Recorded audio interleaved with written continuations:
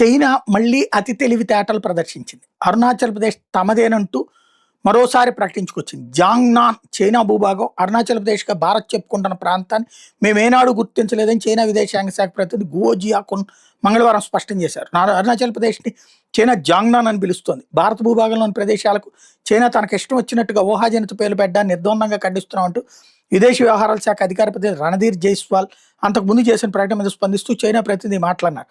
రేపు తమతో సంబంధాల మెరుగుదలకు కోరుకుంటున్నామని చెప్తున్న చైనా మరోవైపు అరుణాచల్లో అనేక ప్రదేశాలకు కొత్త పేర్లు పెడుతుందని భారత్ ఆరోపించింది. ఇక్కడ పాయింట్ ఏంటంటే వాడి బుద్ధే కుట్ర బుద్ధి, స్వతంత్ర బుద్ధి, అంతకు మించి మరేం లేదు.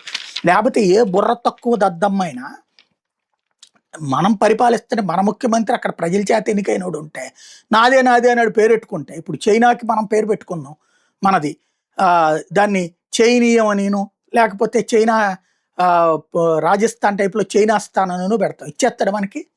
కామన్ సెన్స్ లేని సన్నాసులు.